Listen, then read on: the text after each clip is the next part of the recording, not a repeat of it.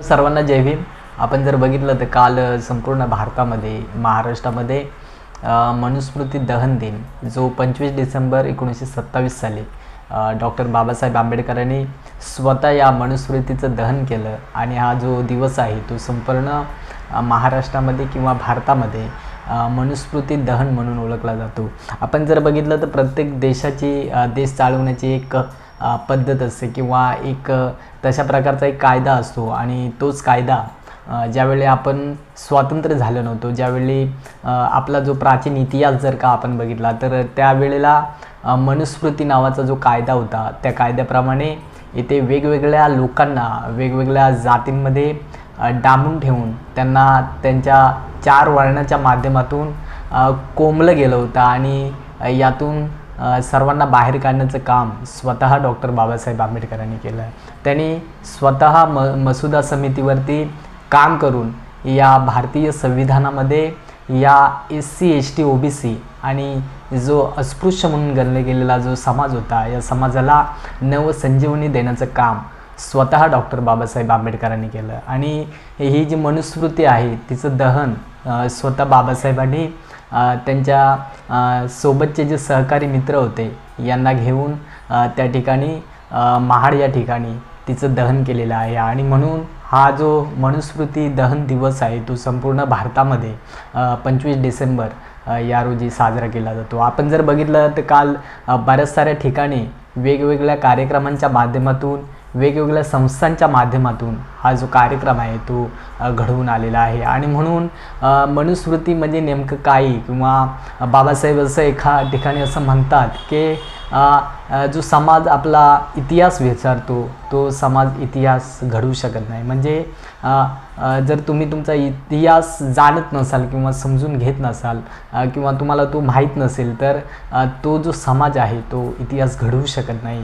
अशा प्रकारची बाबासाहेबांनी आपल्या भाषणामध्ये सक्त ताकीद दिलेली आहे. आणि म्हणून या दिनाचं महत्त्व जाणून नेमका मनुस्मृतीचा जो कायदा आहे आपण बघितलं बऱ्याच साऱ्या ठिकाणी यांचे जे राजस्थान या ठिकाणी आपण जर बघितलं तर त्यांचा प्रत्यक्ष मोठा पुतळा देखील आज देखील उभारलेला आहे. आणि म्हणून या ज्या मनुच्या संवेदना आहेत या मनुच्या काही प्रवृत्ती आहेत काही लोकांच्या अशा विचारसरणी आहेत त्या आपणाला मध्ये मध्ये डोकं वर काढताना दिसत असतात. किंवा आपण जर बघितलं महाराष्ट्रामध्ये जे भेडे नावाची जी व्यक्ती आहे ती देखील तशा प्रकारची वक्तव्य आपल्या संभाषणातून करताना दिसत असते. आणि बऱ्याच साऱ्या मागे काही दिवसांमध्ये जर आपण बघितलं तर महाराष्ट्र सरकारने ही जी मनुस्मृती आहे ती प्रत्यक्ष अभ्यासामध्ये आणायचा काही लोकांनी कट रचला होता आणि तो महाराष्ट्रामध्ये हाणून पाडण्यात आलेला आहे. आणि म्हणून अशा प्रकारच्या लोकांच्या ज्या प्रवृत्ती आहेत त्या समाजामध्ये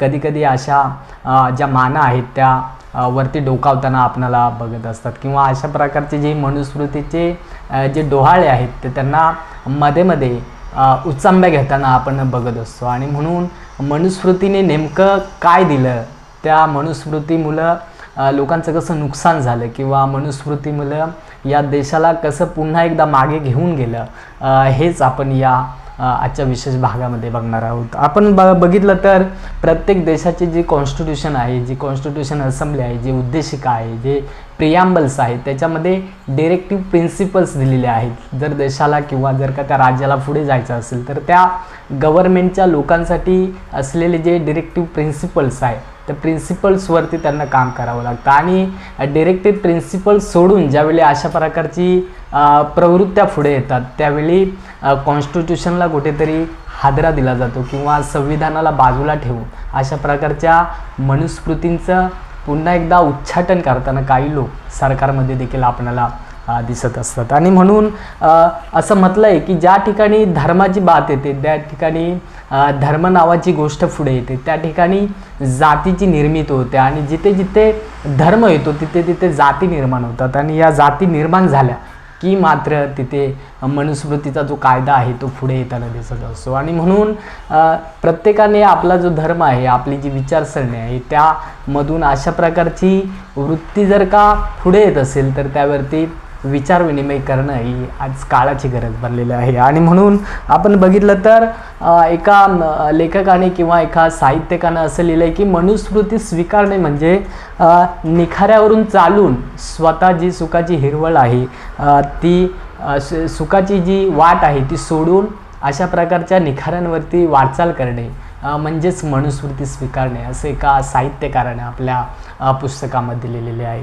त्याचबरोबर आपण बघितलं तर ही जी मनुस्मृती आहे तिचा जो उगम आहे तो असं म्हटलं जातं की परमात्म्याने स्वतःला स्वतःचं अस्तित्व निर्माण केलं. त्यानंतर त्याने ब्रह्मा तयार केला आणि त्या ब्रह्माने एक अंड तयार केलं आणि त्या अंड्यामधून स्त्री आणि पुरुष यांची निर्मिती झाली. आणि अशा प्रकारची जी भाकड कथा, काल्पनिक कथा ज्या आहेत त्या लोकांसमोर रचल्या गेल्या आणि अशा प्रकारची एक संकल्पना लोकांमध्ये पेरली गेली असं म्हटलेलं आहे. आणि यानंतर मग 4 वर्णांची निर्मिती झाली. त्यामध्ये जो ब्राह्मण वर्ग आहे तो सर्वात टॉपला ठेवलेला आहे. त्याला असं म्हटलं आहे की तो मुखातून जन्म घेतला. त्यानंतर वैश्य, त्यानंतर आपण बघितलं तर शूद्र, वैश्य, क्षत्रिय आणि शूद्र, म्हणजे ब्राह्मण सर्वात श्रेष्ठ, त्यानंतर वैश्य, त्यानंतर क्षत्रिय आणि त्यानंतर शूद्र आणि त्यानंतरचा जो भाग आहे ज्यांना गणतीमध्येच नाही तो अतिशूद्र. अशा प्रकारच्या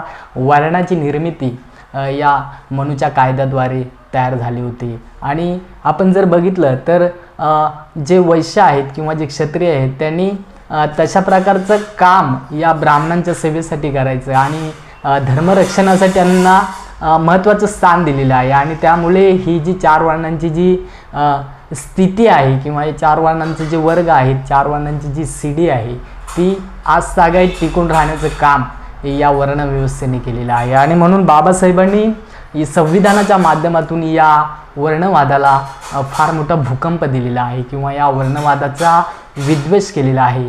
माणसामध्ये भेद करणारी 4 वर्णांची जी प्रवृत्ती आहे तिला बाबासाहेबांनी आपल्या संविधानाच्या माध्यमातून छेद दिलेला आहे. आणि म्हणून आपल्या वर्णांच्या माध्यमातून आपण स्वतःला एखाद्या उच्चस्तरीय समजायचं किंवा स्वतःला इतर लोकांपेक्षा श्रेष्ठ समजायचं आणि बाकीचे जे वर्ग आहेत त्यांना मनुस्मृतीद्वारे कनिष्ठ समजायचं. अशा प्रकारची जी ही वर्णवादाची मनुस्मृती आहे तिला बाबासाहेबांनी पहिल्यांदा 25 डिसेंबर 1927 साली आपल्या सहकाऱ्यांसोबत रायगड या ठिकाणी जाळलेला आहे. आणि म्हणून हा दिवस जो आहे तो सोनेरी दिवस आहे, कारण या दिवशी या 4 वर्णाची जी ही जातीची उत्पत्ती आहे या जातीच्या उत्पत्तीला बाबासाहेबांनी छेद दिलेला आहे. आणि आपण बघितलं तर यामध्ये असं म्हटलं आहे की मनुस्मृतीमध्ये असं म्हटलं आहे की शूद्राच्या राज्यात राहू नये, म्हणजे इतर जे लोक आहेत त्यांना यामध्ये शूद्र म्हटलेलं आहे. किंवा जो राजधर्म आहे, जो राजा आहे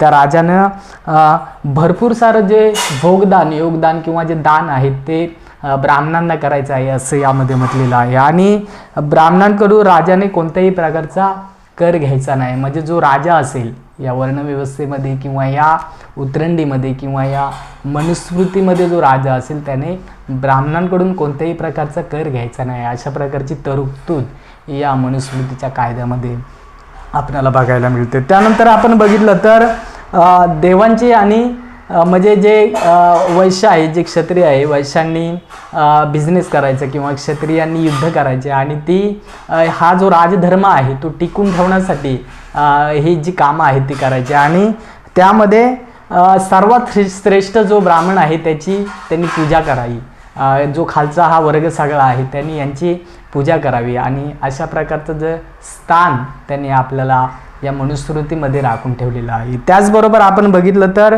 ब्राह्मणाने, एखादा ब्राह्मण असेल त्यांनी जर कोणत्याही प्रकारचा गुन्हा केला, म्हणजे अगदी कोणत्याही प्रकारचा एकदम 0 प्रकारचा म्हणजे क प्रकारचा जरी त्यांनी गुन्हा केला तरी त्याला श्रेष्ठ असं मान दिलेलं आहे. सर्वात मोठा गुन्हा जरी त्याच्याकडून झाला तरी पण त्याला श्रेष्ठत्वाचं स्थान दिलेलं आहे.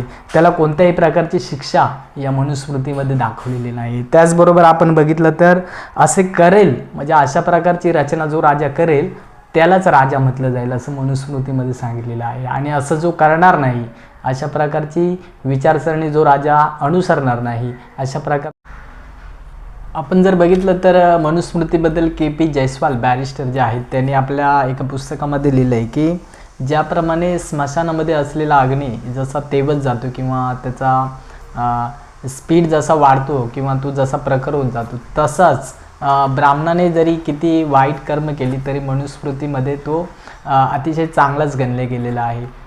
अशा प्रकारची उपमा मनुस्मृतीमध्ये त्याला दिलेली आहे.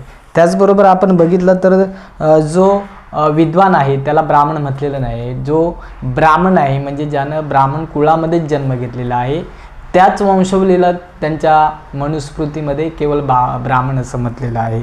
त्याचबरोबर आपण बघितलं तर जो ज्या जातीत जन्मला म्हणजे जो त्या ब्राह्मण जातीमध्ये जो जन्मतो त्यालाच पुढे ब्राह्मण अशा प्रकारची जी उपमा आहे ते मनुस्मृतीमध्ये दिलेली आहे. त्याचबरोबर आपण बघितलं तर शूद्र व्यक्तीने राजात जे आहे ते मार्गदर्शन करू नये. म्हणजे एखादी व्यक्ती किती उच्च शिक्षित असेल, तिच्याकडे किती मोठं ज्ञान असेल तरी पण तिला त्यांच्या नजरेने मनुस्मृतीच्या नजरेने शूद्रच समजलं जातं आणि त्यांनी एखाद्या राजाला किंवा एखाद्या दुसऱ्या व्यक्तीला दिलेला जो सल्ला आहे तो हीन दर्जाचा समजलेला आहे. म्हणजे त्याने राजाला मार्गदर्शन करू नये अशा प्रकारची व्याख्या या मनुस्मृतीमध्ये लिहिलेली आहे. त्याचबरोबर आपण बघितलं तर अशा प्रकारे जर का व्यक्तीने एखाद्या राजाला, एखाद्या चांगल्या व्यक्तीला जर का सल्ला दिला तर त्याच्या कानामध्ये अशी तापलेली जी सळई आहे ती टाकावी असं मनुस्मृतीमध्ये लिहिलेलं आहे.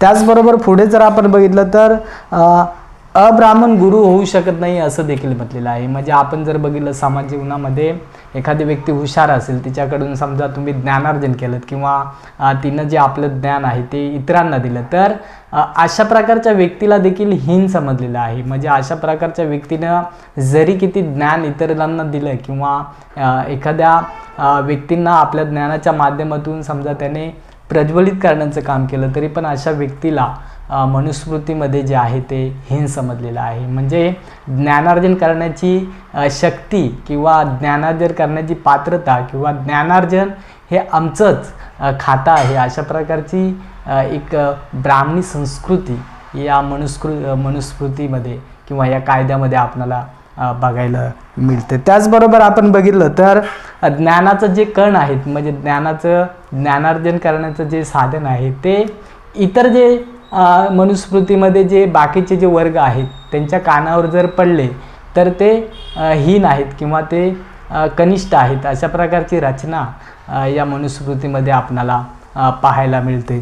त्याचबरोबर आपण बघितलं तर नावे ठेवणे म्हणजे आपण जर बघितलं तर आपली जे पूर्वज होते ज्यांच्याकडे अशा प्रकारच्या या मनुस्मृतीच्या कायद्यामध्ये त्यांनी जे जुने दिवस काढलेले आहेत त्यांची जर नावं देखील आपण बघितलं तर दगडू, फोंडू किंवा म्हणजे हीन म्हणजे अशा प्रकारच्या नावांवरूनच त्यांची ओळख जी आहे ती त्यांना पटली जात होती. आणि जे स्वतःला श्रेष्ठ समजत होते मनुस्मृतीप्रमाणे त्यांची जी नावं आहेत ती अशी म्हणजे गर्व किंवा अहंकार किंवा नावामध्ये काहीतरी वेगळेपण अशा प्रकारच्या नावांवरून देखील जी मनुस्मृती आहे ती जनमानसामध्ये लादली गेलेली होते. आणि म्हणून ही जी मनुस्मृती आहे हिच्यातले जे हे कायदे आहेत ते मानवी जीवन नष्ट करणारे आहेत किंवा माणसामध्ये भेद निर्माण करणारे आहेत किंवा एखाद्या विशिष्ट समाजाला उच्च स्तरावर ठेवून बाकी वर्गांना जे आहे ते अतिशय अंधारामध्ये ठेवण्याचं काम या मनुस्मृतीने कित्येक वर्ष केलेलं आहे.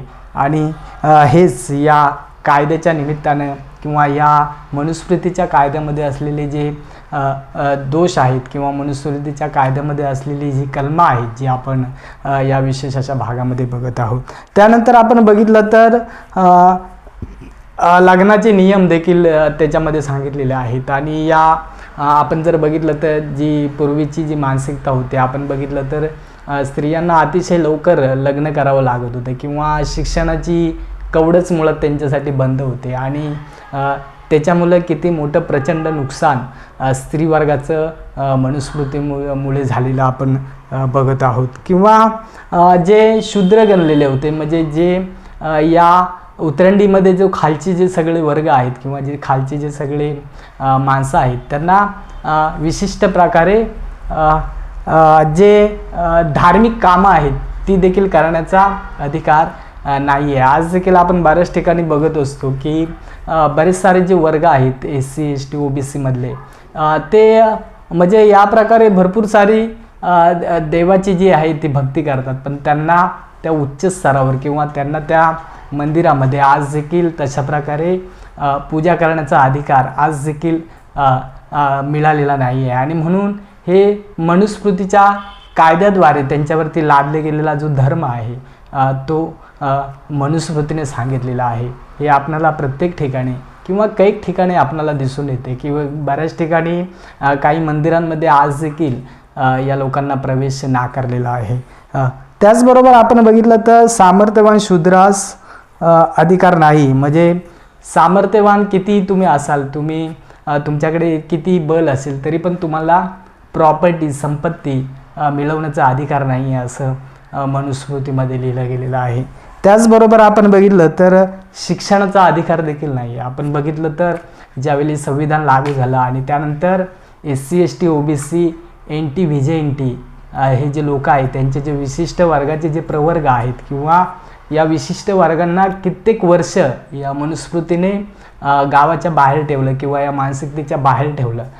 त्यांना शिक्षणाचा अधिकार नव्हता आणि याच शिक्षणाच्या माध्यमातून, या संविधानाच्या माध्यमातून या लोकांना त्यांच्या ज्या जागा आहेत, त्यांच्या ज्या रिझर्वेटिव्ह जागा आहेत त्या मिळाल्या आणि त्यांनी आधी यशाच्या उंच शिखरावर आज मजल मारलेले आहेत. आज आपण बघू शकतो तर महिला प्रत्येक क्षेत्रामध्ये पुढे आहेत. महिलांचं शिक्षणाचं जे प्रमाण आहे ते संविधान लागू झाल्यानंतर प्रचंड वाढलेलं आहे आणि ही ताकद जी आहे ती संविधानाने या देशाला दिलेली आहे.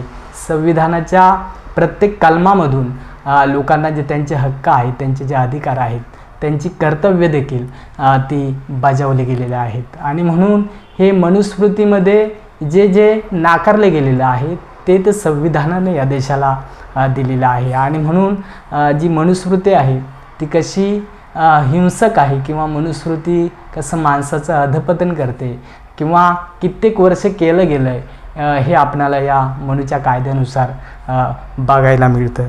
त्याचबरोबर आपण बघितलं तर महिला वर्गावर देखील अशा प्रकारचा हीन असा विचार महिला वर्गाचा जो आहे तो या मनुस्मृतीने आकारलेला आहे. महिलांना वेगवेगळ्या कन्सेप्ट देऊन कसं गुंतवलेलं आहे हे देखील आपण बऱ्याच ठिकाणी बघत असतो. त्याचबरोबर आपण बघितलं तर पती किंवा असं म्हटलं गेलेलं आहे की महिलेला वेगळं स्थान या मनुस्मृतीमध्ये लिहिलेलं आहे. तुम्ही जर का मनुस्मृती वाचली तर सगळ्याच गोष्टी मला इथे क्लिअर कट सांगता नाही येणार, पण जर का तुम्ही ते वाचलं तर तुम्हाला समजेल की किती हीन प्रकारची सूचना किंवा हीन प्रकारचे जे कायदे आहेत ते यामध्ये लावले गेलेले आहेत. त्याचबरोबर आपण बघितलं तर परधर्म भयावह, स्वधर्म मरणास श्रेष्ठ असं सांगितलेलं आहे. परदेश शिक्षण घेऊ नका असं देखील सांगितलेलं आहे. आज जर आपण बघितलं देशाच्या सर्वोच्च किंवा जगाच्या कानाकोपऱ्यामध्ये जर का आपणाला आपला व्यवहार करायचा असेल तर परदेशी भाषा ज्या आहेत, इंग्लिश आहे, फारसी आहे, चीनी आहे. त्याचबरोबर आपण बघितलं तर ज्या भाषा जगाच्या पाठीवरती जास्त बोलल्या जातात, ज्या भाषेच्या माध्यमातून जगाचा व्यवहार चालतो, बिझनेस चालतो, ज्या भाषेच्या माध्यमातून परदेश जे चलन आहे ते आपल्या देशाला मिळतं, त्या भाषा शिकणं किती काळाची गरज आहे. आणि हे मनुस्मृतीने टाळलेलं आहे. मनुस्मृती सांगते की परदेशी भाषा ज्या आहेत, परदेश किंवा इतर जो धर्म आहे किंवा इतर धर्माच्या चांगल्या गोष्टी ज्या आहेत त्या देखील तुम्ही स्वीकारू शकत नाही. अशा प्रकारचा हीन वागणूक, अशा प्रकारच्या चार वर्णांच्या माध्यमातून मानवी जो विचार आहे तो नाकारण्याचा हा जो ग्रंथ आहे तो बाबासाहेबांनी 25 डिसेंबर 1927 साली महाडच्या ठिकाणी झालेला आहे. आणि म्हणून हा जो कायदा आहे तो ज्या वेळेला संविधान लागू झालं त्यावेळेला जनमानसामध्ये संविधानाने सर्व भारतीयांना जे आहेत ते आपले हक्क आणि अधिकार दिलेले आहेत. स्त्री वर्गावरती तर बाबासाहेबांनी उपकार केलेले आहेत असं म्हटलेलं आहे. आणि म्हणून बाबासाहेबांना जाणून घेणं, भारताचे जे संविधान आहे ते जाणून घेणं आणि मनुस्मृतीला विरोध करणं, मनुस्मृती जाळून टाकणे किंवा अशा प्रकारच्या व्यक्ती त्या आणण्याचा प्रयत्न करत असतील तर त्यांना अशा प्रकारचे सत्तेवरून दूर फेकून देणं किंवा अशा प्रकारच्या व्यक्तींना मतदान न करणं ही आज आपली काळाची गरज बनलेली आहे. आणि म्हणून या उद्देशाने ज्या लोकांना मनुस्मृतीचे डोहाळे लागतात, जे लोक ही मनुस्मृती आणण्यासाठी जी लोक आपला एक प्रकारचा ब्राह्मणी विचार श्रेष्ठत्व ठेवण्यासाठी अशा प्रकारचे कावे करतात, अशा प्रकारचे प्रयत्न करतात, या लोकांना खाली खेचलं पाहिजे किंवा या लोकांना सरकारी दरबारांपासून अलिप्त ठेवलं पाहिजे किंवा या लोकांना आपण या सर्व SC ST OBC वर्गांनी या लोकांनी एकत्र येऊन या विचारांना बंधन घातलं पाहिजे. तरच खऱ्या अर्थानं आपली जी लोकशाही आहे, आपले जे संविधान आहे ते आपण राखू शकू. आणि म्हणून संविधानानं माणसाला माणूस म्हणून जगण्याचा अधिकार दिलेला आहे. संविधानानं आपले हक्क जे आहे, संविधानाने माणसाचं माणूस पण जपण्याचा प्रयत्न केलेला आहे. आणि म्हणून मनुस्मृतीला विरोध करणं ही काळाची गरज आहे. हेच मला या व्हिडिओच्या माध्यमातून सांगायचं होतं. तुम्ही सर्वांनी ऐकून घेतलं त्याबद्दल सर्वांचं जय भीम करतो. ही मनुस्मृती आणि संविधान तुम्ही वाचाल आणि त्याच्यामधले हे जे कायदे आहेत ते समजून घ्याल अशा प्रकारची विनंती करतो. आणि या व्हिडिओमधून तुम्हा सर्वांची या ठिकाणी रजा घेतो. जय भीम.